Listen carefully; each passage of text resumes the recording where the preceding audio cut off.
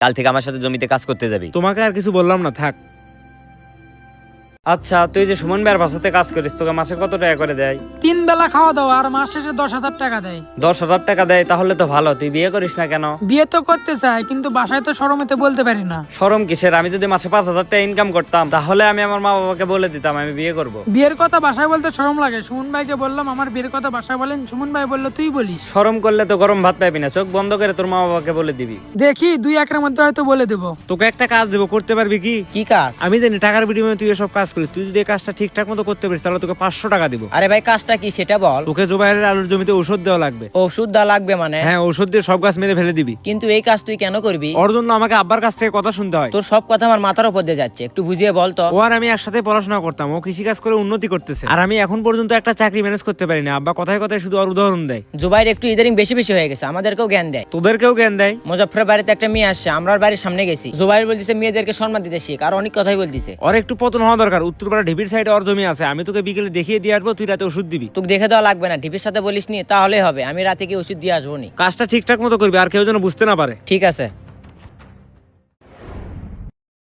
গতকাল আমি জমির দিকে ঘুরতে গেছিলাম, শুল্পুকে জমির আশেপাশে ঘুরতে দেখছি, ও এত কিছু একটা করছে। কিন্তু শুল্পের সাথে তো সুমন ভাইয়ের কোনো শত্রুতা নেই। সুমন ভাইয়ের কেন ক্ষতি করবে? সেটা তো তোকে আমি বলতে পারতেছি না, আমি চোখে যা দেখছি তাই তোকে বললাম। সুমন ভাইয়ের উত্তরপাড়ার ডিপি সাইডে যত জমি আছে সব জমির আলু মেরে ফেলাতেছে। ওই শুল্পুকে ধর, তাহলে সব খবর পাবি। আচ্ছা থাক, আমি আসি।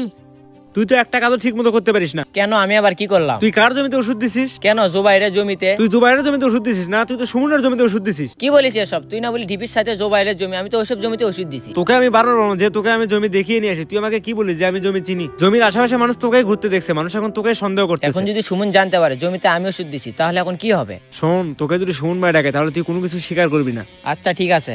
আমার মনে হয় শুল্প আলুর গাছ মেরে ফেলেতেছে। শুল্পুকে ধরে নিয়ে আয় যা। আচ্ছা ভাই।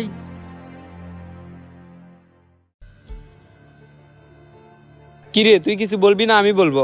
ভাই আমি আবার কি বলবো? আমার জমির আলুর গাছ মেরে ফেলছিস কেন? ভাই আমি কেন আলুর গাছ মেরে ফেলবো? বুঝতে পারছি, তুই এমনি এমনি বলবি না। গুলটে আমার ফোনটা নিয়ে আয়, তো একে পুলিশে ধরে দিব। ভাই আমাকে পুলিশে দেন না, আমার কোনো দোষ নাই। বাইজিৎ আমাকে বলছে। বাইজিৎ তোকে কি বলছে? ভাই ঢিপির সাইডে আপনার জমি আছে, জুবাইরের জমি আছে। বাইজিৎ জুবাইরের জমির আলু গাছ মেরে ফেলতে বলছে, ভুলে আপনারটা মেরে ফেলছে। ও বুঝতে পারছি, তাহলে আসল নাটের গুরু বাইজিৎ। তাহলে তুই এখন যা, আমি ডাকা মাত্র তুই এখানে আসবি। আচ্ছা ভাই, আসসালামু আলাইকুম। ওয়ালাইকুম আসসালাম। রহিম ভাই, আপনার ছেলেকে কি করা দরকার বলেন? ও আবার কি করলো? আমার জমির আলুর গাছ সব মেরে ফেলছে। তোমার জমির আলুর গাছ মেরে ফেলছে? তোমার কথা তো ঠিক বুঝতেছি না। আপনাকে তাহলে সবকিছু বুঝিয়ে বলি। আসলে আমার জমির আলুর গাছ মেরে ফেলার কথা ছিল না, অন্য কারো ছিল। ভুলে আমার জমির আলুর গাছ মেরে ফেলছে। অন্য কেউ আসলে কে? সেটা আমি বলতে পারবো না, আমি কোনো ঝামেলা চাই না। সে যদি জানতে পারে তাহলে আপনাদের সঙ্গে ঝামেলা করবে। ছেলেকে নিয়ে আমি পারি না, কি যে করি। রহিম